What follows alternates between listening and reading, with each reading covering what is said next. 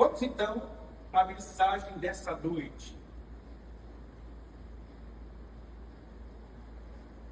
O texto está em 1 Pedro.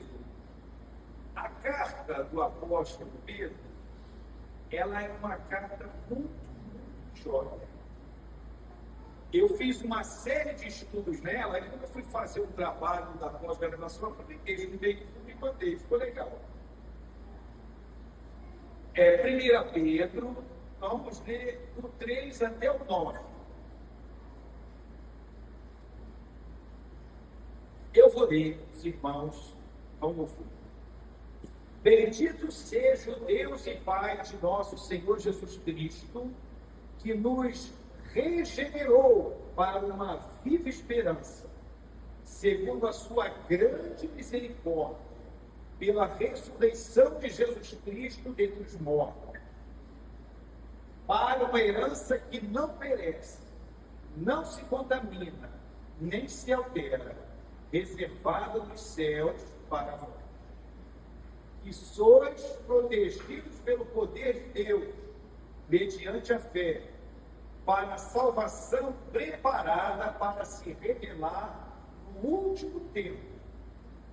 Nisso exultais, ainda que agora sejais necessariamente afligidos por várias provações por um pouco de tempo, para que a comprovação da vossa fé, mais preciosa do que o ouro que perece, embora provado pelo fogo, redunde em louvor, glória e honra na revelação de Jesus Cristo.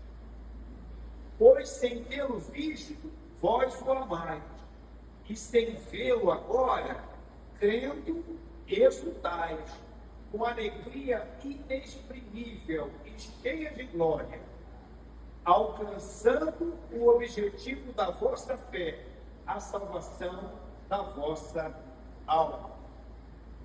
Irmãos, esse é o Evangelho. No início, Pedro disse para quem ele está escrevendo. Ele não está escrevendo para quem está no bem bom, no seu escritório, numa casa bacana, numa chácara. Ele está escrevendo para os crentes dispersos pela perseguição. O Império Romano perseguiu muito os crentes. Os judeus perseguiam os crentes. Eles eram espoliados, seus bens eram confiscados e alguns eram mortos mesmo. Pedro está escrevendo para pessoas assim.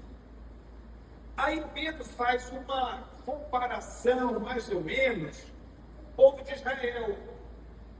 Lembra que Pedro falou: vós sois a geração eleita, o sacerdócio real, a nação santa, o povo adquirido.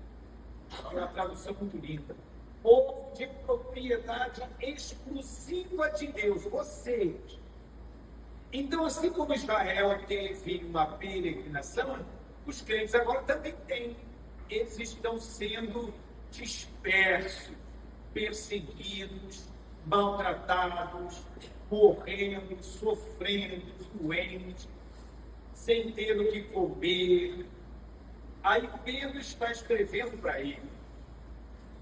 Por que Pedro resolveu escrever?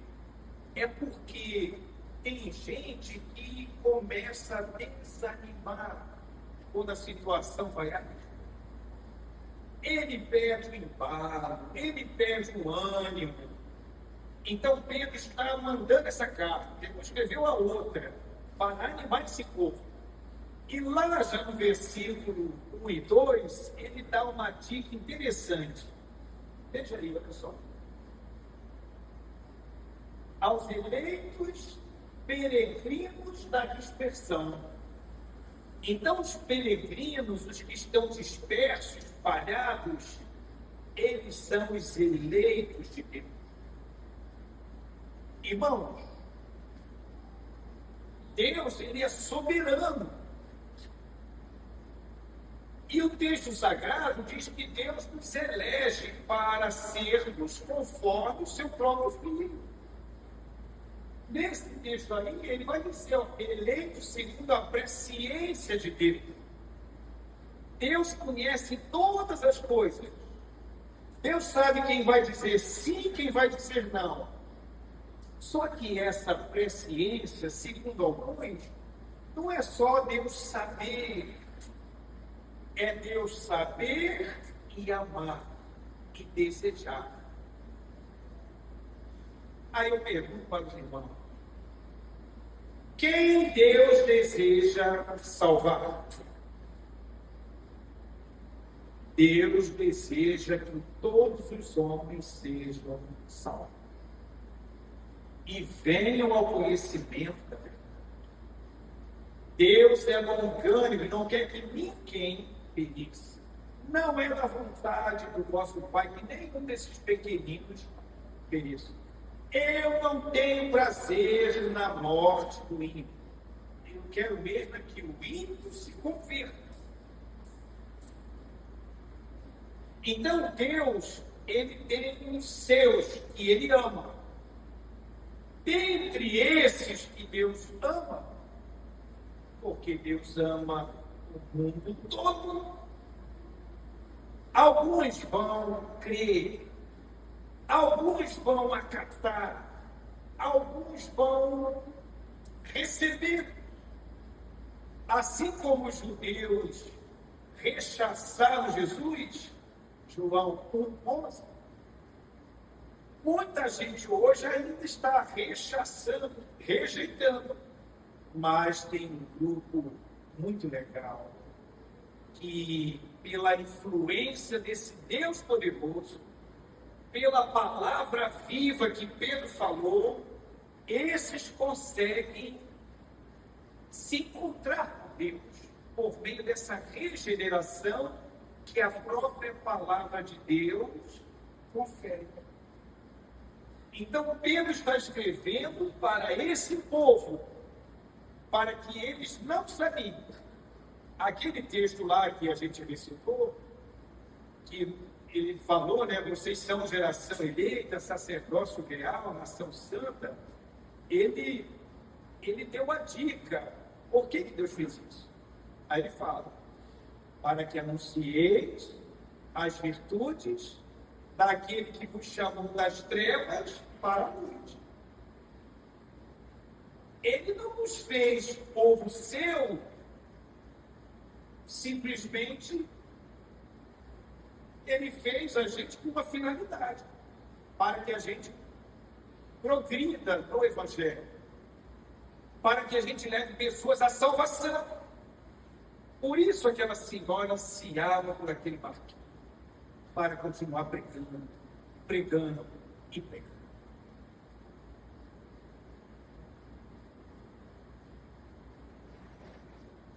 Fomos tirados das trevas e nós fomos colocados.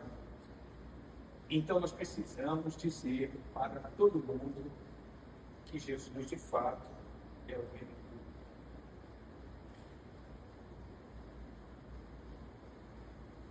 Essa regeneração é o tema central.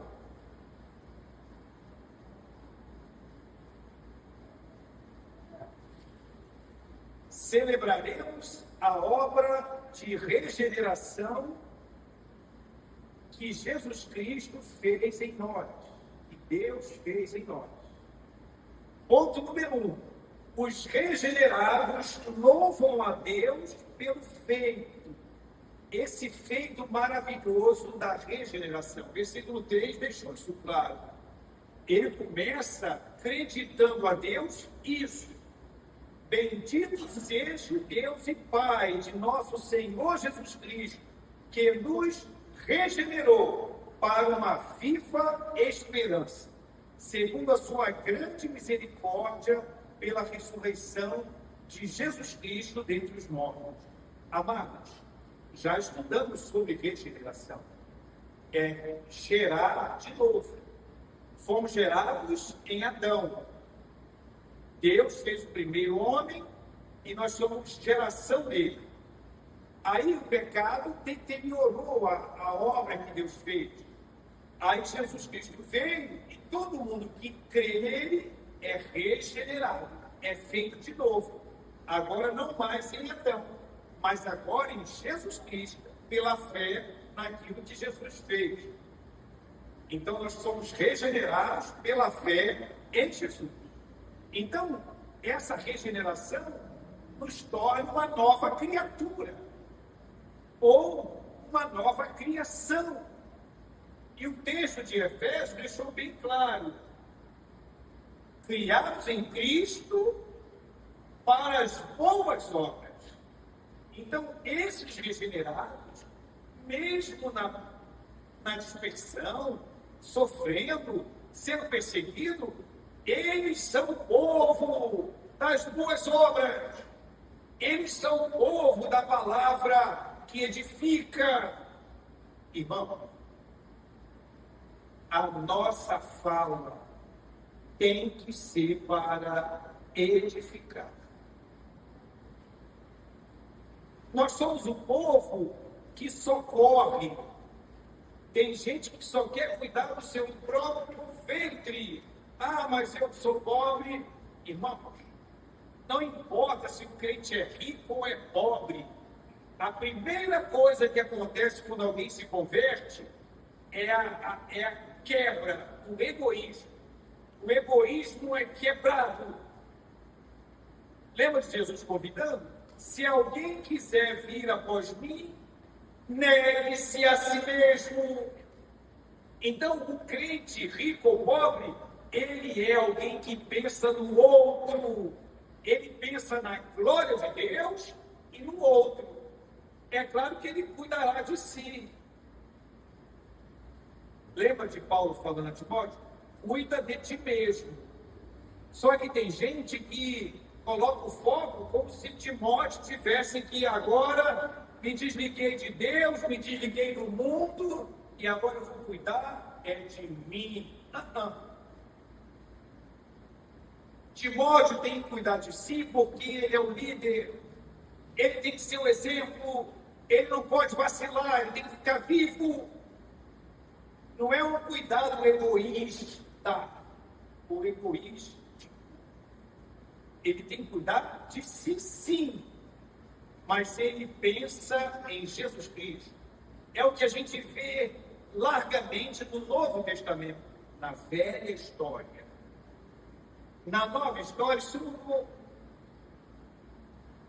Jesus Cristo é o nosso modelo. Mas ele deixou de ser o modelo desse novo povo. O modelo agora é outro, não é mais Jesus. E sendo rico, se fez pobre. Sendo Senhor, se fez servo.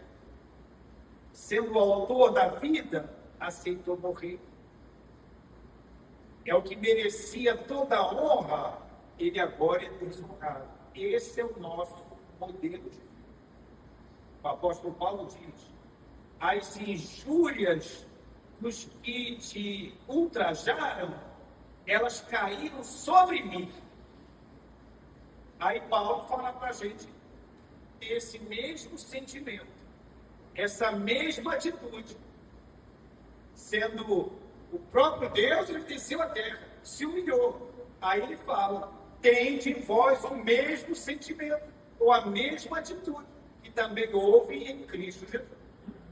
Então, essa regeneração, ela nos fez novas criaturas.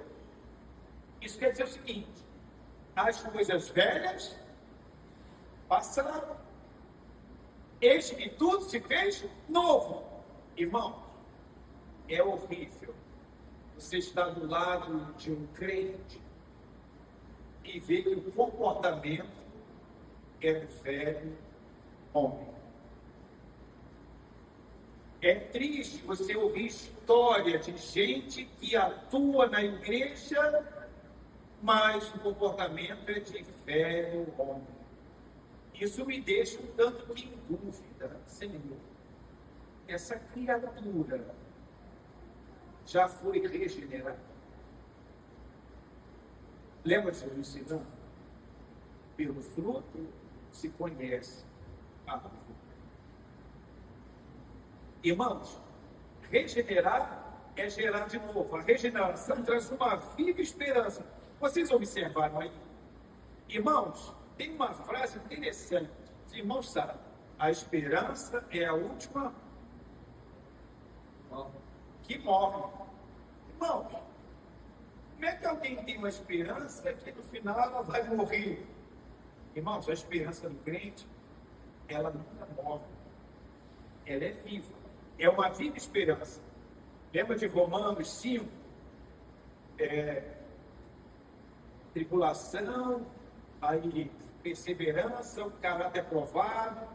O caráter provado gera esperança, e a esperança não decepciona. Irmãos, quem foi regenerado, ele agora tem uma viva esperança. Por isso aquela irmã pôde falar para o seu filhinho, aquele projeto nosso não vai vingar. Eu não vou. Eu vou bobagem. Deus vai me dar. E ela falou isso tranquila e em paz. Porque a nossa esperança, ela não morre. Ela é viva. E o texto sagrado diz que Jesus é a pedra que fica lá de tropeço. Porque o cara não crê, ele tropeça. Mas o texto sagrado diz, quem nela crê, não foge. Tem uma tradução que fala, quem nela crê, não é decepcionado. Irmão, nem o crente precisa ser decepcionado. Se ele estiver colocando a sua esperança em Jesus Cristo, nas suas promessas, na sua palavra. As pessoas se decepcionam porque elas saem dessa linha.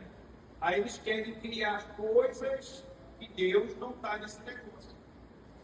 Então, quando nós estamos em Jesus, com as suas palavras, não tem como alguém ser decepcionado. Eu vou ler uma frase aqui de um camarada que eu gosto muito dele. Diz assim, esperança aqui não significa apenas um desejo, mas uma forte convicção de que a vida não acabará com a morte, mas continuará por toda a eternidade.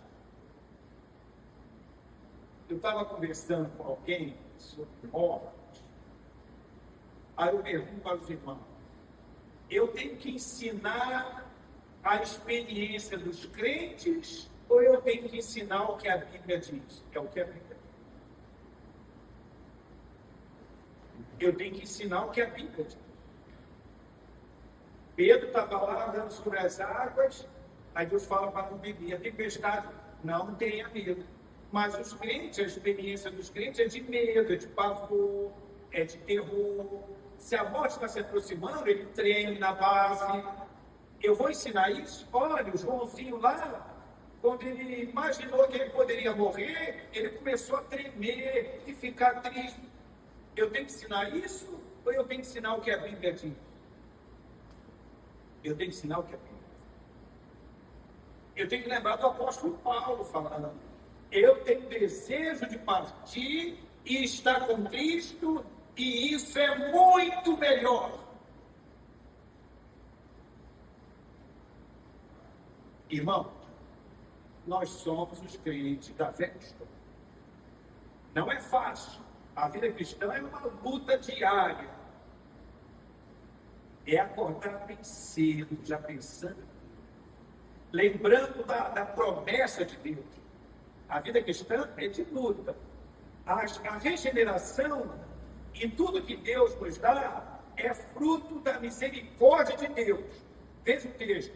Segundo a sua grande misericórdia. Irmão, tem um grupo que diz que Deus só tem misericórdia de alguns, porque Ele é todo poderoso e soberano. Aí Ele tem misericórdia de quem Ele quer.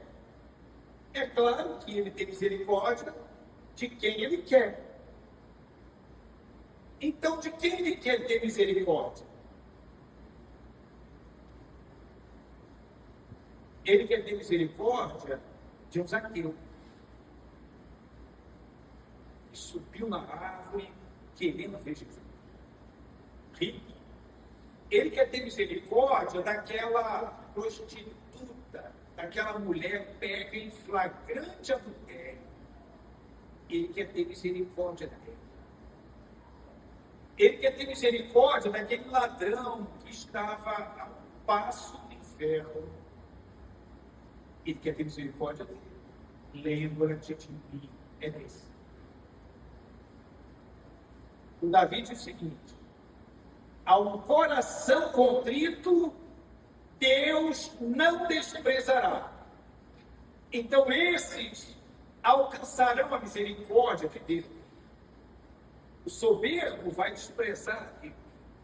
No Apocalipse, mesmo com aquele montão de coisa acontecendo, o pessoal não abandonou sua idolatria, não quis mudar de vida, porque eles estavam duros de coração. Aí, como é que Deus vai ter misericórdia de quem não quer misericórdia?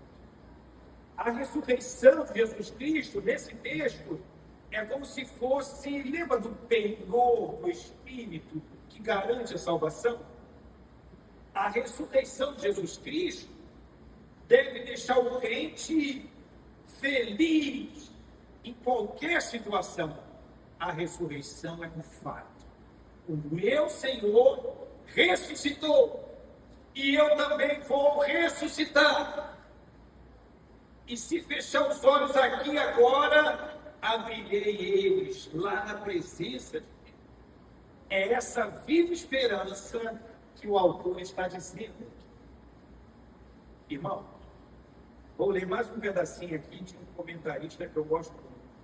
A espada brandida do tirano e a juba ensanguentada do leão podem até diminuir a alegria do cristão, mas são impotentes para anular a eleição divina e a obra concluída no Calvário. Irmão, a nossa salvação, ela não é negociada em momento algum. Ela é um fato histórico. O crente salvo sempre estará salvo. É isso que a Bíblia ensina. Os regenerados têm uma herança especial. Irmão, nós somos pessoas simples. Quem tem mais grana aqui, eu vou apontar para ele. Acho que eu acertei. Mas eu não posso falar isso para todo mundo ver. Ainda bem que ninguém está vendo. Amém. Eu estava pregando o evangelho lá em Camocim de São Félix. Aí passou uma dupla, um gigantão e o outro. Um se chamava Moisés e o outro se chamava Emanuel. Que coisa. Estava eu e o pastor Luizeto.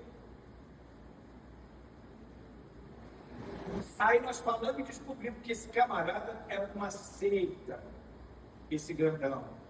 Conhece bem a seita dele. Mas eu e o pastor Luizeto não demos moleza para ele. Uma conversa muito amigável, educada. Aí no final ele olhou para nós e falou assim: vocês são ricos.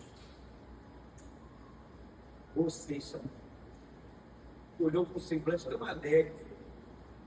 Eu acredito até que aquele homem vai ser tocado com as palavras daquela conversa. Eu falei, de fato, eu falei com isso, que é de fato, nós somos. Nós somos. Nós temos uma herança especial. O texto sagrado diz que nós, enquanto regenerados, nos tornamos herdeiros de Deus e co-herdeiros com Cristo. Tem uma tradução muito linda, ela diz o seguinte: tudo que pertence a Jesus pertence a nós. Irmãos, conseguem captar isso? É por isso que eu insisto em dizer: o crente é um espetáculo nessa terra. Ele tem a herança que Jesus Cristo tem. Os regenerados têm essa herança. Veja o texto, ó.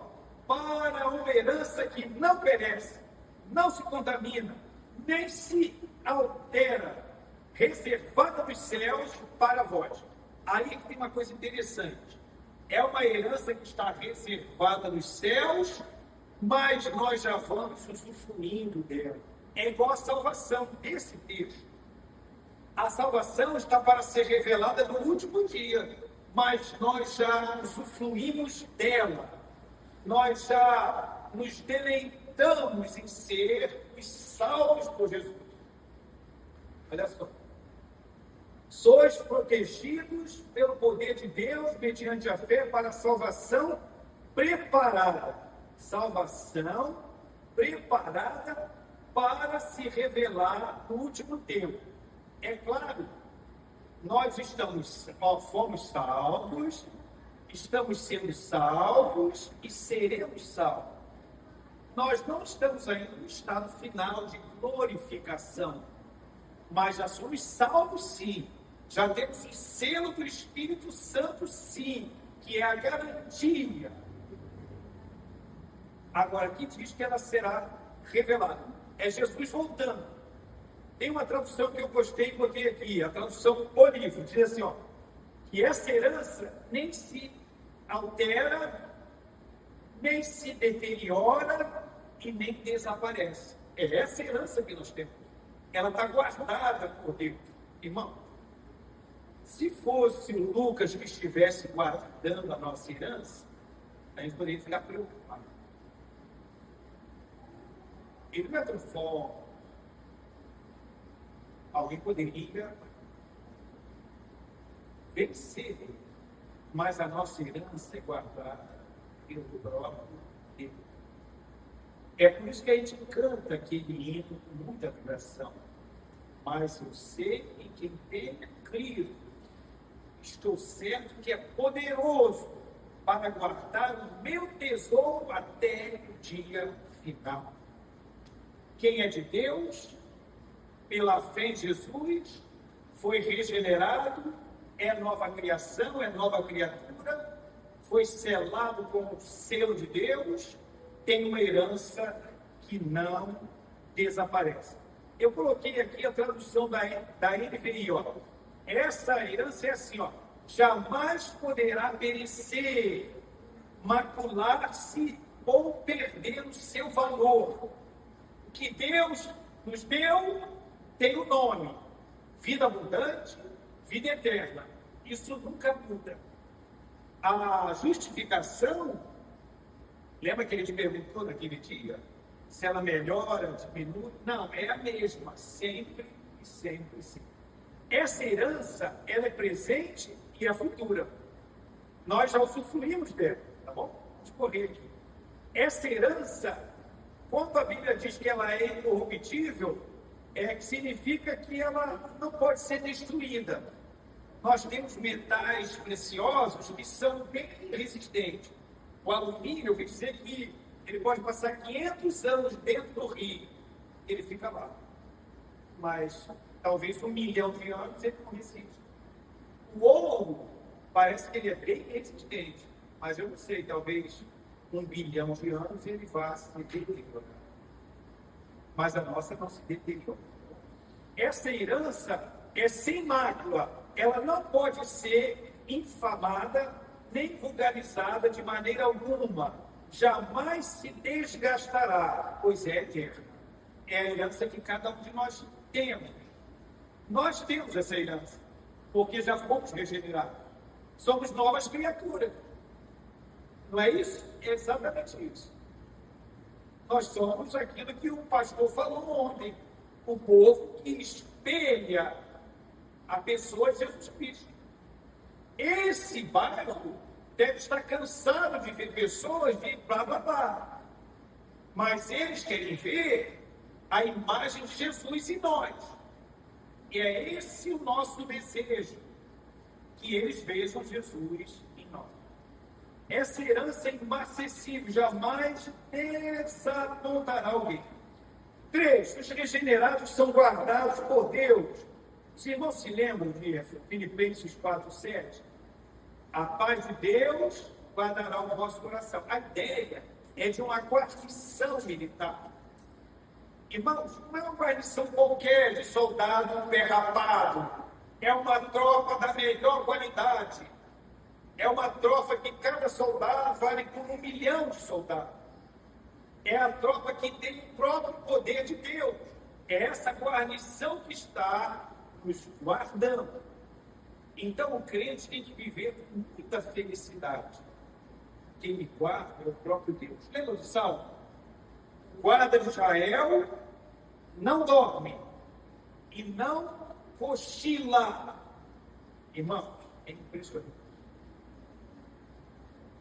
No universo é muito grande. Alguém falou que tem 6 trilhões de estrelas. É muita coisa. Isso é muita coisa. Animais. Muita coisa. Deus Todo-Poderoso controla tudinho.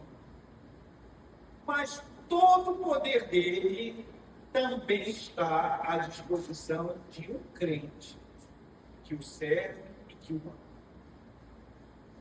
Deus não tem uma parte do seu poder para nos ajudar. Deus está inteirinho olhando para nós com todo o seu poder para nos transformar em verdadeiros Jesus Cristo nessa terra. Ele quer fazer isso. E todo o poder dele está à nossa disposição.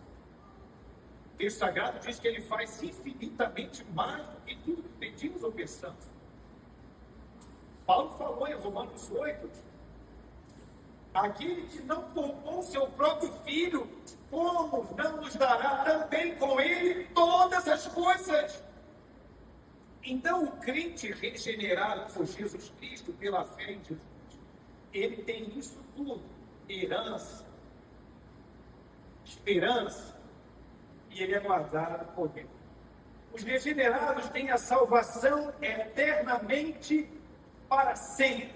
Ele nunca vai se perder, pois Deus não dorme, nem cochila, Deus não perde, Deus não esquece, Deus não se atrasa, Deus não tem concorrente. Para encerrar, temos 6 minutos, mas pode haver provocação. Pode haver. Eu estou sem óculos, não sei se o pessoal fez cara feia ou não quando eu falei isso. Eu só estou vendo ela se sorrindo, que ela é minha esposa, ela não pode dar mancada de ficar falando que eu estou demorando muito. Mas vamos terminar na hora certa. Os regenerados, olha que coisa. Eles se alegram nas dificuldades. Nisso exultai, ainda que agora sejais necessariamente afligido por várias provações. Essa é a velha história. Há uma necessidade de aflições. Deus quer purificar a fé do seu povo. Deus quer fazê-los aprovados. Então, dificuldade surge aqui, surge ali, e você vai vencendo aqui, vencendo ali. Aí você vai ser aprovado. E essa sua aprovação não é para você ganhar um prêmio lá em cima no céu. É para que Deus seja glorificado. A nossa aprovação é para a glória de Deus. Por isso que o texto fala assim: embora provado pelo fogo, redunde em louvor, glória e honra na revelação de Jesus Cristo. Irmão, só o crente pode fazer isso, está no versículo 8. Ó.